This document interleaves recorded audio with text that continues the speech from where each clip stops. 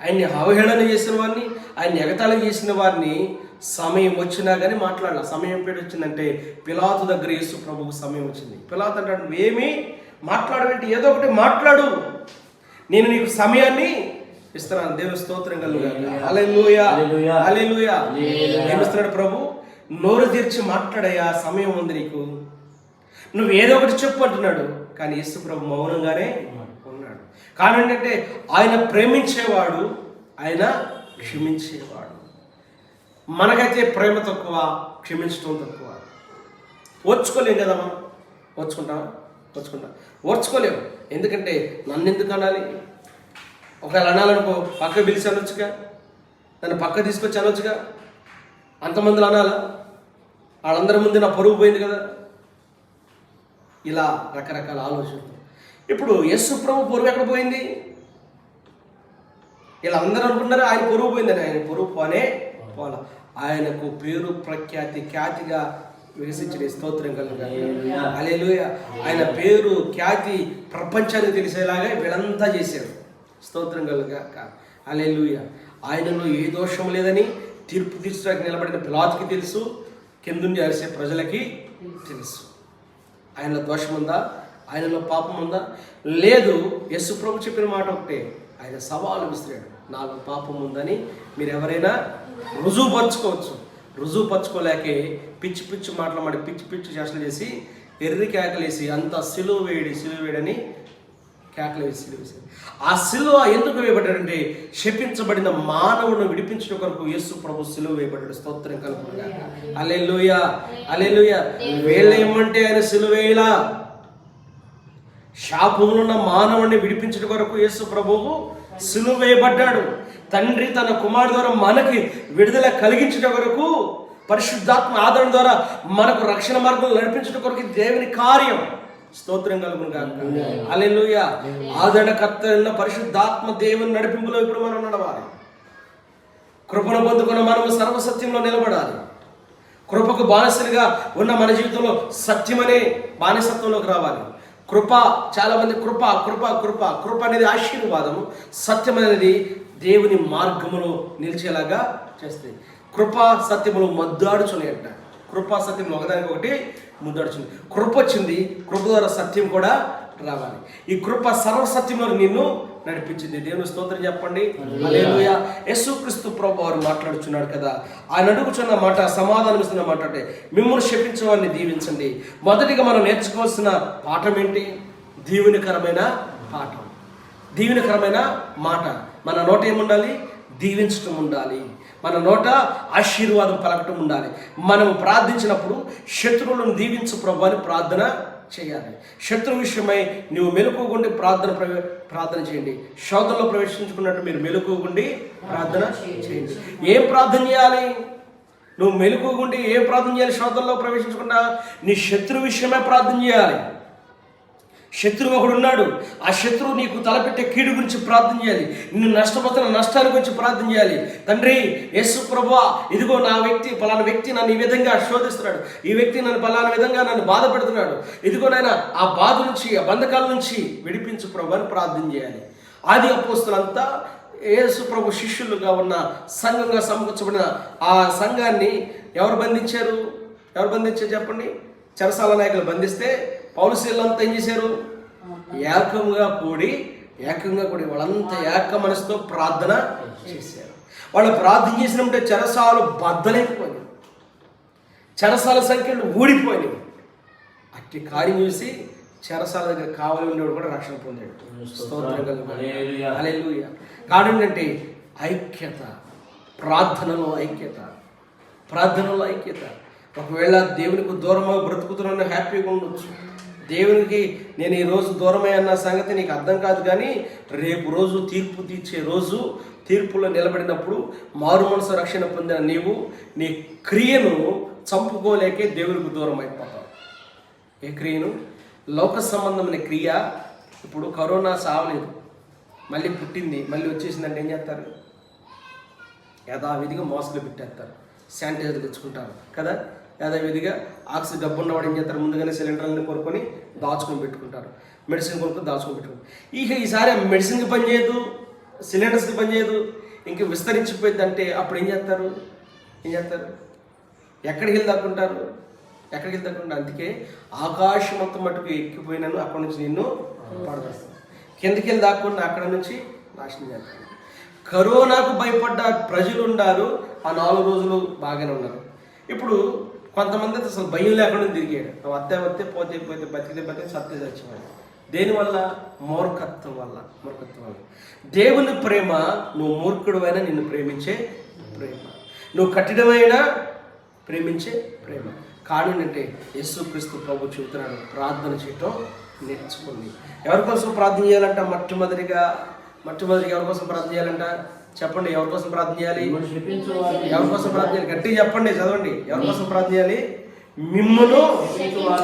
అంటే ఇప్పుడు మనల్ని శపించేవాళ్ళు లేరంటారా? ఉన్నారా లేరా? మనల్ని శపించేవారు ఉన్నారు, చాలామంది ఉన్నారు, లేకుండా లేరు. శపించేవారిని ఏం చేయాలంటే మనం, దేవుడు నిన్ను దీవించునుగాక, నువ్వు నాశనమైపోతావే అన్నారు అనుకో, ప్రభువు నిన్ను దీవించునుగాక, ఆమేన్. ఆ శాపం ఏమైంది? నీ దీవెనతో ఆ శాపం కొట్టివేయబడింది. ఆ శాపాన్ని నువ్వు స్వీకరించాలా? నువ్వు నాశనం అయిపోతావు అనుకో, ప్రభువు నిన్ను దీవించునుగాక అంటే నువ్వు దేన్ని దీవిస్తున్నావు? ఆ వ్యక్తిని దీవిస్తున్నావు. ఆ వ్యక్తి పలికి శాపం కొట్టివేయబడుతుంది. కానీ ఇదేంటి, నేను శపిస్తాడు, నన్ను దీవిస్తాడు, డైనమాలో పడిపోతాడు, ఆలోచనలో పడిపోతాడు. ఎట్లాగే పంపు దగ్గర నీళ్ళకి వెళ్ళి పోటాడుకుంటున్నారంట, ఇద్దరు విశ్వాసం లేనంట, గుడికి వెళ్ళేవాళ్ళేనంట. వీళ్ళ పట్టి నుంచి పాస్టర్ గారు వస్తున్నారంట. పాస్టర్ గారిని చూసి కొత్త బూతులు తిప్పుకుంటారంట. నీకు స్తోత్రం, నీకు హల్లెలూయా అన్నారంట. ఏ బూతులు? పాత్రాహం బూతులు అంట. బిందువుతో పొడుచుకుంటా నీకు స్తోత్రం, నీకు హల్లెలూయా అన్నారు. ఎవరిని చూసి? పాస్టర్ గారిని చూసి పదాలు మార్చారు. పాస్టర్ గారిని చూసి పదాలు మార్చుకున్నారు. కానీ దేవుడు చూస్తున్న సంగతి మర్చిపోయారు. పాస్టర్ గారు ఆ బజార్కి వచ్చేప్పటికి ఆయన చూసి పదాలు మారినాయి. కానీ అంతకుముందే ప్రభు అక్కడ మీ మధ్యలో ఉన్నాడు. ప్రభు మన మధ్యలో ఉన్నాడు. ప్రభు మనం చూస్తున్నాడు. ఆయన ఎప్పుడు నీ మీద దృష్టి పెట్టే పిల్లలు కాపలా ఉండరు, భర్త కాపలా ఉండదు, భార్య కాపలా. మనకి కావలిగా ఉండి మనతో నడిచేవాడు నజరేయుడైన యేసయ్య. స్తోత్రం కలుగును గాక. అందుకే మనం తిట్టేవారి కోసం మనం ఏం చేయాలి? మనం శపించేవారి కోసం ఏం చేయాలి? మనం ప్రార్థన చేయాలి. అది ఏ ప్రార్థన చేయాలి? దీవించు ప్రభా బిడ్డలని ప్రార్థన చేయాలి. రెండో మాట ఏమంటున్నాడు? మిమ్మను బాధించే వారి కొరకు ప్రార్థన చేయండి. యేసు ప్రభుని బాగా బాధపెడుతున్నాడు, కొడుతున్నారు. అప్పుడు యేసు ప్రభు అన్నాడు, తండ్రి వీరేమి చేయించున్నారో వీరు ఎరగరు గనక వీరిని స్తోత్రం కలుగును. ఆయన బాధిస్తున్నారా? బాధించట్లేదు. ఇక్కడ యేసు ప్రభు చెప్పాడు, చేసి చూపించాడు. క్రైస్తవ్యం ఏమిటంటే చెప్పుటకు క్రైస్తవులుగా ఉన్నారు, అనుసరించడానికి క్రైస్తవులుగా లేరు. విమర్శ వచ్చిందంటే ఓర్చుకోలేకపోతున్నారు. విమర్శించేవాడిని విమర్శించనివ్వండి, కానీ రహస్యమందు నీ తండ్రికి విమర్శను అప్పగించండి. ప్రార్థన చేస్తున్నాడు ప్రభు. ఆయన హింసించే వారి కొరకు ప్రార్థన చేశాడు. తండ్రి వీరేం చేస్తున్నారు వీరు ఎరగరు కనుక వీరిని క్షమించు. దేవుని స్తోత్రం. హల్లెలూయా, హల్లెలూయా.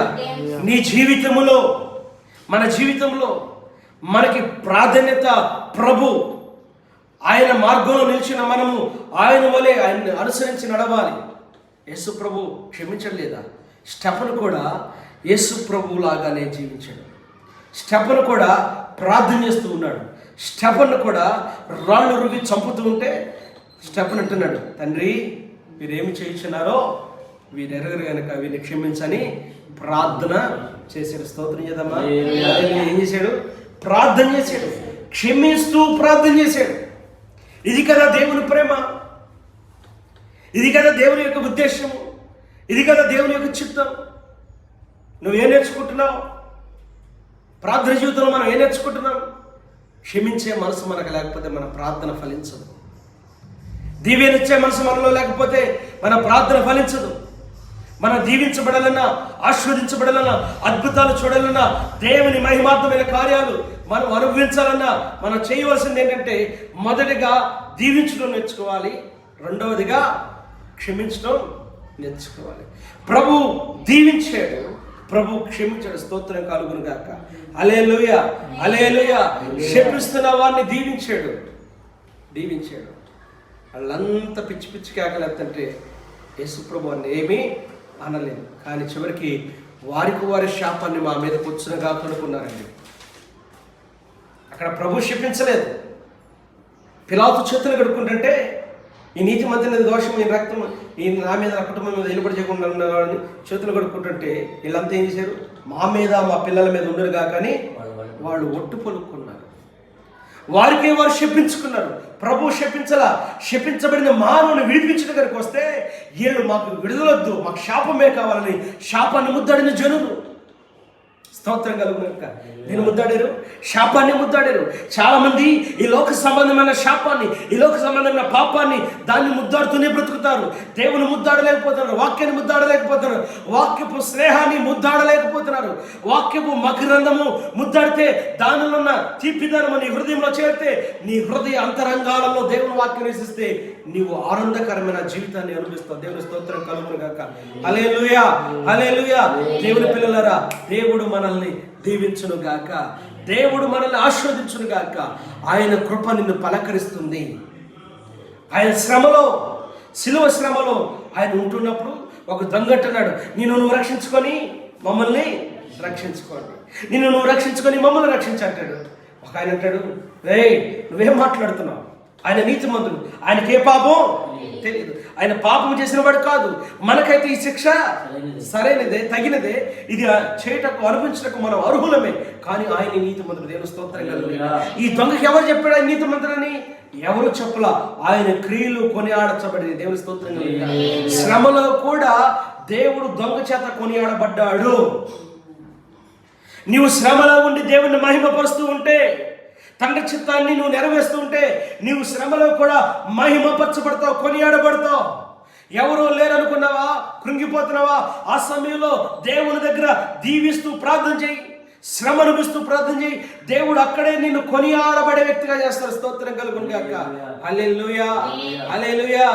దేవుడు మనల్ని కొనియాడదలుచుకున్నాడు కాబట్టి శ్రమ ఆయన అనుభవించాడు. దొంగ అనుభవించవలసిన శ్రమ యేసు ప్రభు అనుభవించాడు. బర్నబా అనే వ్యక్తి సిలువ మోయాలి, కానీ ఎవరు మోసారు? చెప్పండి, ఎవరి స్థానంలో ఎవరు మోసారు? సిలువ ఆ రోజు ఎవరు మోయాలి? బర్బానే దొంగ మోయాలి. బర్బాను విడుదల చేయండి, ఈయన సిలువ వేయండి. కారణం ఏంటంటే ఆ సమయంలో కూడా ప్రజలందరినీ ప్రభు దీవించాడు. స్టెఫను కొట్టబడుతున్నాడు రాళ్లతో, కానీ స్టెఫను శపించలేదు, వారి కొరకు ప్రార్థన చేశాడు. మరి మన జీవితంలో మనం ఏమై ఉండాలి? మన జీవితంలో